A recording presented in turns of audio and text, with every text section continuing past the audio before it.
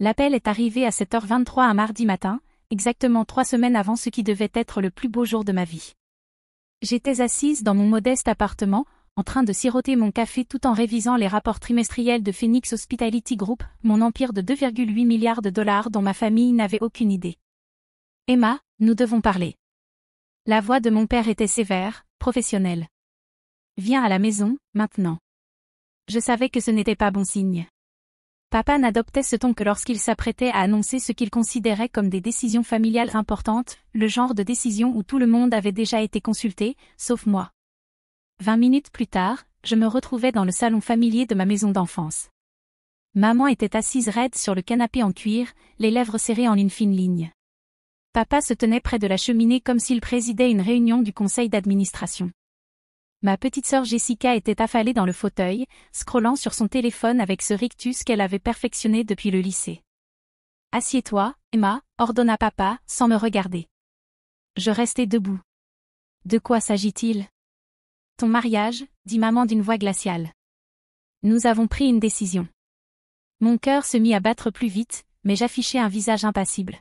« Quel genre de décision » ? Papa se tourna vers moi, la mâchoire crispée. Nous ne payons plus pour ce cirque. Les mots me frappèrent comme une gifle. Pardon ? Tu m'as bien entendu. Il croisa les bras. Toute cette mise en scène que tu as prévue, c'est ridicule. 75 000 $ pour une seule journée. Le lieu, les fleurs, le photographe, c'est excessif. Nous étions d'accord sur le budget il y a des mois, dis-je doucement. Jessica leva enfin les yeux de son téléphone. Ouais, eh bien, c'était avant qu'on réalise combien d'argent tu gaspillais en idiotie. Comme quoi ? Comme cette robe, intervint maman. 4 000 $ pour quelque chose que tu porteras une seule fois. Et ces centres de table, qui a besoin de cristal et de dorure pour un mariage ? Je pris une profonde inspiration. J'organise ça depuis 8 mois. Marcus et moi. Marcus, m'interrompit papa avec un rictus. Voilà un autre problème. Ce type bosse dans une association à but non lucratif. Quel avenir est-ce que ça représente ? Pas d'ambition, pas de revenus réels. C'est un homme bien. La gentillesse ne paie pas les factures, ajouta maman. Peut-être que c'est un signe que tu devrais reconsidérer toute cette histoire. Ma poitrine se serra. Vous voulez que j'annule mon mariage ? Nous voulons que tu sois réaliste, dit papa. Trouve quelqu'un qui puisse réellement assumer le style de vie que tu sembles attendre. Quelqu'un avec des perspectives. Jessica ricana. Ouais, parce que vivre dans ce minuscule appart et conduire une Honda de 10 ans, ça crie vraiment au standing. Un silence lourd envahit la pièce. Je les regardais tour à tour, la désapprobation sévère de papa, le jugement glacial de maman, le mépris amusé de Jessica. Ces gens m'avaient élevé, étaient censés m'aimer, et voilà qu'ils démantelaient le jour le plus important de ma vie comme s'il s'agissait d'un projet d'entreprise raté. Alors, qu'est-ce que vous êtes en train de dire exactement ? Demandai-je. Papa alla chercher un dossier sur son bureau. J'ai déjà appelé le lieu de réception et tout annulé. Les acomptes sont perdus, mais au moins on ne jette pas toute la somme. Mon estomac se noua. Tu as annulé le lieu de mon mariage ? Notre nom figurait sur les contrats, dit maman d'un ton sec. Légalement, nous en avions parfaitement le droit. Le traiteur aussi, ajouta Jessica, comme pour aider. Et le photographe. Oh, et le fleuriste. Je l'ai fixé, incrédule. Vous avez annulé tout mon mariage sans me prévenir ? On te prévient maintenant, dit papa. Considère ça comme un service. Tu nous remercieras plus tard, quand tu trouveras quelqu'un de plus convenable. Quelqu'un qui puisse se permettre de t'avoir, répéta maman. La pièce sembla vaciller légèrement. 8 mois de préparatifs. La robe dont j'étais tombée amoureuse. Le photographe pour lequel nous avions auditionné 6 candidats différents. Le menu que Marcus et moi avions perfectionné pendant des heures. Les fleurs qui me rappelaient le jardin de ma grand-mère. Tout cela envolé. Je n'arrive pas à croire que vous ayez fait ça, murmurai-je. Crois-le, dit papa. Et la prochaine fois, réfléchis avant de planifier quelque chose bien au-delà de tes moyens. Je regardai ma famille une dernière fois.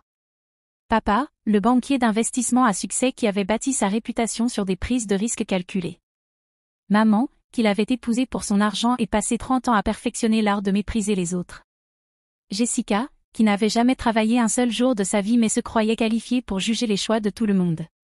Compris, dis-je simplement. Le mot resta suspendu dans l'air. Il s'attendait à des larmes, des disputes, des supplications. Au lieu de ça, je ne leur offris rien. Bien, dit papa, manifestement satisfait de lui. Maintenant, tu peux te concentrer sur quelqu'un de plus approprié. Quelqu'un qui ne fera pas honte à la famille, ajouta maman. Je hochai la tête et me dirigeai vers la porte. Emma, lança Jessica. Ne sois pas dramatique. C'est pour ton bien. Je m'arrêtai, la main sur la poignée. Je ne suis pas dramatique. Je suis pratique. Et je partis. Le trajet de retour jusqu'à mon appartement était surréaliste. 23 ans, un MBA de Northwestern, dirigeant en secret un empire hôtelier de 2,8 milliards de dollars, et mes parents venaient d'annuler mon mariage parce qu'ils pensaient que je ne pouvais pas me le permettre. L'ironie était vertigineuse. J'avais bâti Phoenix Hospitality Group à partir de rien, en commençant par une seule propriété achetée à 19 ans grâce à l'argent gagné en développant des applications à l'université. 4 ans plus tard, je possédais 17 établissements de luxe répartis dans 3 États, dont le Grand Mont Estate, le lieu exact où mon mariage devait avoir lieu. Mes parents n'avaient aucune idée que leur fille possédait le lieu de mariage le plus exclusif de la ville. Ils pensaient que je n'étais qu'une diplômée de plus, galérant de salaire en salaire. Je les avais laissés croire ça. C'était plus simple que d'expliquer comment j'avais transformé un passe-temps de codage en une entreprise technologique, vendue pour 12 millions de dollars, avant d'investir immédiatement tout dans l'immobilier.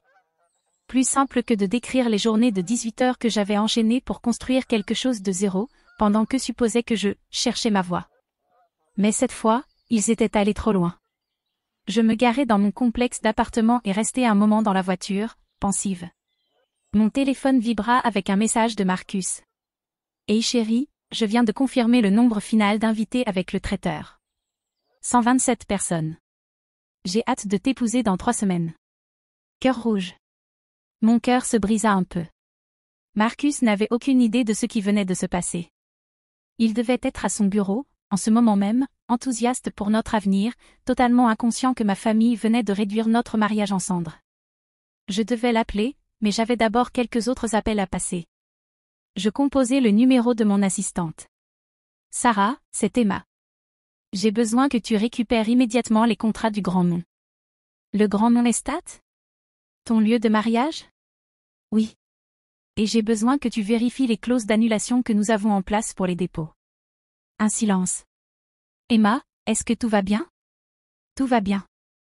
J'ai juste besoin de comprendre nos options dans des circonstances inhabituelles. Bien sûr. J'aurai tout prêt dans 1 heure. Merci. Mon appel suivant fut pour mon directeur juridique, David. C'est Emma. Question hypothétique, si quelqu'un annulait une réservation dans l'un de nos établissements en utilisant une autorisation falsifiée, quels seraient nos recours légaux? Eh bien, ce serait de la fraude.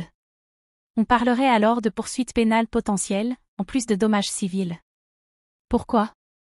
Je veux juste être au clair sur nos protections. Peux-tu m'envoyer les textes précis? Absolument. Emma, tu sembles tendue. Est-ce que Phoenix Hospitality fait face à un problème juridique? Rien de tel.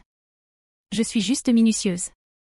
Après l'avoir raccroché, je restai assise dans ma voiture et m'accordai exactement 60 secondes pour ressentir pleinement le poids de ce qui venait d'arriver. La trahison, l'humiliation, la cruauté désinvolte de personnes censées m'aimer inconditionnellement. Puis je sortis de la voiture et montai chez moi pour planifier ma riposte. Le lendemain matin, j'étais en train de relire des rapports immobiliers quand mon téléphone sonna. Numéro inconnu. Allô? Emma. Emma, qu'est-ce qui se passe, bon sang? C'était papa, hurlant dans le combiné. Bonjour à toi aussi, répondis-je calmement. Le lieu vient d'appeler. Ils disent qu'ils ne peuvent pas rembourser nos acomptes parce que le propriétaire en personne a annulé notre remboursement. Ils disent que c'est toi qui l'as annulé. Je pris une gorgée de café. Intéressant. Intéressant? Emma, on parle de 7 500 $. Ils disent que le propriétaire a expressément demandé que la famille Martinez ne reçoive aucun remboursement, quoi qu'il arrive. Emma, qu'est-ce que tu as fait? Tu les as appelés pour te plaindre? Tu as provoqué une scène? Je n'ai provoqué aucune scène, papa. Alors pourquoi disent-ils ça? Le responsable parlait d'ordre direct de la direction et de politique non négociable. Emma, qu'est-ce que tu leur as dit? Je m'adossai à ma chaise. À travers la fenêtre de mon bureau, je pouvais voir le grand mont Estat au loin, ses jardins élégants s'étendant sur 40 acres au bord d'un lac immaculé. Je ne leur ai rien dit qu'ils ne savaient pas déjà, répondis-je. Ce n'est pas une réponse, Emma. Tu dois arranger ça immédiatement. Rappelle-les et règle ce problème. Je ne pense pas que je puisse faire ça. Qu'est-ce que tu veux dire, tu ne peux pas? La décision du propriétaire est définitive. Un long silence suivit. Emma, comment sais-tu ce que le propriétaire a décidé? Un coup de chance. Ce n'est pas drôle. On a besoin de récupérer cet argent. Tu te rends compte de ce que représente $7 500? J'ai failli éclater de rire. Papa faisait une crise pour $7 500 alors qu'il se trouvait à 5 kilomètres à peine de mon siège social, où j'avais signé un accord d'acquisition de $340 millions la semaine précédente. Ce n'est probablement pas tant d'argent que ça pour le propriétaire, dis-je. J'imagine qu'il gagne ça en environ 6 minutes. Emma, de quoi tu parles? Comment pourrais-tu savoir ça? Sa voix s'interrompit brusquement. Papa? Tu es toujours là? Emma. Sa voix avait changé, plus basse, hésitante. Emma, quel est le nom de l'entreprise qui possède le Grand Mont Estat? Pourquoi tu demandes? Juste, dis-le-moi. Phoenix Hospitality Group. Silence. Papa? Emma. Emma, quel est ton nom de famille? Légalement, c'est toujours Martinez, mais professionnellement j'utilise Emma Phoenix. Le téléphone était si silencieux que je crus qu'il avait raccroché. Papa? Emma Phoenix? Tu es Emma Phoenix? Exactement. La Emma Phoenix? Celle qui possède, qui a bâti, oh mon Dieu. Oh mon Dieu. Je l'entendis appeler maman en arrière-plan. Margaret. Margaret, viens ici tout de suite. Qu'est-ce qu'il y a, Richard? La voix de maman était lointaine mais audible. Emma est Emma Phoenix. De quoi tu parles? Emma Phoenix, la femme d'affaires. Celle qui a acheté le Riverside Mall. Celle qui possède la moitié des lieux de réception de la ville. C'est notre Emma. J'entendis maman pousser un cri étouffé. Emma. La voix de papa revint, tremblante maintenant. Emma, chérie, il y a eu un malentendu. Ah oui? Oui. Un énorme malentendu. Nous n'avions aucune idée que tu étais si prospère. Pourquoi ne nous l'as-tu pas dit? Vous n'avez jamais demandé. Mais Emma, nous pensions, nous supposions. Vous supposiez que j'étais un échec. Pas un échec. Juste en difficulté, comme la plupart des gens de ton âge. La plupart des gens de mon âge ne possèdent pas 2,8 milliards de dollars d'actifs immobiliers.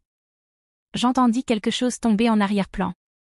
Probablement maman qui s'évanouissait. Emma, écoute-moi très attentivement. La voix de papa avait basculé dans son ton d'homme d'affaires. Nous pouvons arranger ça. Nous pouvons rappeler le lieu. Le lieu que vous avez déjà annulé? Oui, nous pouvons le rétablir. Tout remettre en place. Tout le mariage. Avec quel argent? Qu'est-ce que tu veux dire? Eh bien, tu as dit que vous ne pouviez pas vous le permettre. Que c'était au-delà de vos moyens. Que je devais trouver quelqu'un qui puisse m'assumer. Emma, ça c'était avant que nous sachions. Avant que vous sachiez que je pouvais payer moi-même? Oui, exactement. Je me levai et marchai vers la fenêtre. En bas, je pouvais voir la coordinatrice d'événements du Grand Mont Estat préparer une retraite d'entreprise. Ma retraite d'entreprise. Papa, laisse-moi te demander quelque chose. Si j'étais encore simplement Emma, vivant dans mon appartement et conduisant ma vieille Honda, auriez-vous reconsidéré? Silence. Est-ce que tu m'aurais appelé ce matin pour dire, tu sais quoi, Emma, nous avions tort. Nous t'aimons et nous voulons que tu sois heureuse, peu importe l'argent? Silence plus long. Est-ce que tu t'excuserais de m'avoir humiliée devant maman et Jessica? D'avoir annulé le jour le plus important de ma vie sans même en parler avec moi? Emma, s'il te plaît. La réponse est non, papa. Tu m'aurais laissé le cœur brisé et sans mariage, et tu te serais senti bien. Responsable. Comme si tu m'avais donné une leçon précieuse sur le fait de vivre selon mes moyens. Ce n'est pas ça que nous essayons d'aider. Vous essayez de me contrôler, comme toujours. J'entendis la voix de maman en arrière-plan. Passe-moi le téléphone. Emma, chérie, c'est maman. Ma douce, il y a eu une terrible incompréhension ici. Ah oui? Oui. Nous n'avions aucune idée de ton succès professionnel. Nous sommes tellement fiers de toi. Vous êtes fiers de l'entreprise ou fiers de l'argent? Les deux, Emma, tu es notre fille. Nous avons toujours été fiers. Hier, vous m'avez dit de trouver quelqu'un qui puisse m'assumer. Qu'est-ce qui a changé? Eh bien, maintenant nous savons que tu peux t'assumer toute seule. Silence. Maman, laisse-moi t'épargner du temps. Je ne rétablis pas le mariage. Je ne vous rends pas vos acomptes. Et je ne vais pas prétendre que cette conversation n'a jamais eu lieu. Emma, tu es déraisonnable. Je suis exactement aussi raisonnable que vous l'étiez hier. J'entendis la voix de Jessica en arrière-plan. Elle est sérieuse? Elle ne va vraiment pas nous rendre l'argent? Passe-moi Jessica, dis-je. Emma, je ne crois pas. Passe-la moi. D'accord. Voilà Jessica. Salut, Emma. La voix de Jessica était soigneusement neutre. Bon, c'est étrange. Salut, Jess. Je ne savais pas que tu étais, genre, riche. Je suis à l'aise. À l'aise? Emma, tu possèdes la moitié de la ville. Pas la moitié. Peut-être 30%. C'est fou. Pourquoi n'en as-tu jamais parlé? Est-ce que ça aurait changé quelque chose? Qu'est-ce que tu veux dire? Hier, tu as aidé maman et papa à annuler mon mariage. Tu as traité mes projets de stupides et dit que je gaspillais de l'argent dans des choses inutiles. Est-ce que tu aurais fait ça si tu avais su que j'étais riche? Eh bien, non, probablement pas. Donc tu n'es gentille qu'avec les gens qui ont de l'argent? Ce n'est pas ce que je voulais dire. C'est exactement ce que tu voulais dire, Jess. Tu m'as traité comme une moins que rien parce que tu pensais que j'étais pauvre. Maintenant tu veux être ma meilleure amie parce que tu as découvert que je suis riche. Emma, voyons. Combien de publications sur les réseaux sociaux as-tu faites pour te moquer de mon style de vie cheap? Silence. Combien de fois as-tu plaisanté sur ma voiture, mon appartement, mon travail? C'était juste des blagues entre sœurs. Passe-moi papa. Emma, attends.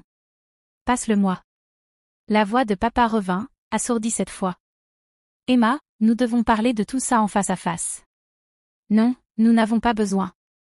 Si, nous devons. Tu es de la famille. C'est une affaire de famille. La famille ne s'annule pas mutuellement ses mariages par pure rancune. Ce n'était pas de la rancune. Nous pensions sincèrement.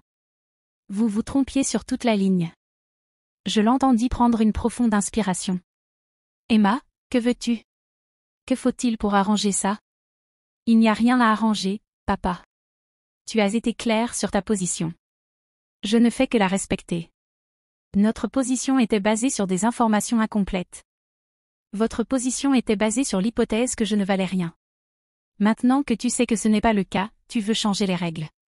Ce n'est pas juste. Tu sais ce qui n'est pas juste? Que tes parents annulent ton mariage parce qu'ils pensent que tu n'es pas à la hauteur de leurs standards. Emma, s'il te plaît. Je dois y aller. J'ai une réunion du conseil. Emma, attends. Et Marcus? Et ton mariage? Je souris. Quoi, mon mariage? Tu te maries toujours? Bien sûr. Où? Même endroit, même date, même heure. Mais comment est-ce possible? Nous avons tout annulé. Vous avez annulé la réservation qui était à votre nom. Vous n'avez jamais eu d'autorité sur celle qui était au mien. Silence. Il y a 2 contrats pour le Grand Mont Estate le 15 septembre, expliquai-je. Celui que vous avez signé comme partie payante, et celui que j'ai signé comme propriétaire du lieu. Vous avez annulé le vôtre. Le mien est toujours actif. Tu veux dire? Je veux dire que mon mariage aura lieu exactement comme prévu. La seule différence, c'est que vous n'êtes pas invité. Ni toi, ni maman, ni Jessica. Tu ne peux pas désinviter ta famille de ton mariage. Regarde-moi faire. Je raccrochai. Mon téléphone se remit immédiatement à sonner. Je l'éteignis. 1 heure plus tard, Sarah frappa à la porte de mon bureau. Emma, il y a des gens qui veulent te voir. Ils disent que c'est ta famille. Je levai les yeux de mon ordinateur portable. Dis à la sécurité de les raccompagner dehors. Tu es sûr? Absolument. 20 minutes plus tard, mon téléphone personnel vibra avec un message de Marcus. Bébé, ton père vient de m'appeler. Il est très contrarié. Il dit qu'il y a une sorte d'urgence familiale à propos du mariage. Dois-je m'inquiéter? Je l'appelai immédiatement. Marcus. Salut, Emma. Qu'est-ce qu'il se passe? Ton père avait l'air de faire une crise. C'est une longue histoire. Tu peux venir ce soir? Je dois tout te raconter. Bien sûr. Tu vas bien? Mieux que bien. Je vais tout expliquer. Ce soir-là, je racontais toute l'histoire à Marcus. Le Phoenix Hospitality Group. L'empire de 2,8 milliards que j'avais construit en secret. La trahison de ma famille et leur tentative désespérée de se rattraper après avoir appris la vérité. Il écouta sans m'interrompre, son expression oscillant entre la confusion, l'étonnement, finalement, la colère. Ils ont annulé notre mariage parce qu'ils pensaient que tu étais pauvre, dit-il enfin. En gros, oui. Et maintenant ils veulent revenir parce qu'ils ont découvert que tu étais riche. C'est l'idée générale. Il secoua la tête. Emma, c'est horrible. Je suis désolée de ne jamais t'avoir parlé de l'entreprise. Je voulais être sûre que tu m'aimais pour moi, pas pour ce que je pouvais offrir. Tu plaisantes? Je ne suis pas contrariée à cause de l'argent. Je suis contrariée à cause de la façon dont ils t'ont traité. Il prit mes mains. Emma, tu te maries dans 3 semaines. Ta famille devrait être là. Ils ont fait leur choix. Les gens font des erreurs. Ce n'était pas une erreur, Marcus. C'était qui ils sont vraiment, quand ils pensent que personne d'important ne regarde. Il resta silencieux un instant. Que veux-tu faire? Je veux t'épouser au Grand-Mont Estate, entouré de gens qui se soucient vraiment de nous. Je veux commencer notre vie ensemble sans l'influence toxique de personnes qui ne me valorisent que lorsque je peux leur apporter quelque chose. Tu es sûr? Je n'ai jamais été aussi sûre de ma vie. Le lendemain matin, je rédigeai une lettre officielle à ma famille. Elle fut livrée par coursier à 9 heures précises. Cher papa, chère maman, chère Jessica. Merci d'avoir clarifié vos sentiments au sujet de mes choix de vie et de ma valeur en tant que membre de cette famille. Votre décision d'annuler mon mariage sans me consulter m'a évité des années de doute sur le fait que vous souteniez réellement mon bonheur, ou que vous ne le tolériez que lorsque cela vous convenait. Considérez ceci comme mon avis officiel, vous n'êtes plus invité à participer à mon mariage ni à aucun de mes futurs événements de vie. Cette décision est définitive et non négociable.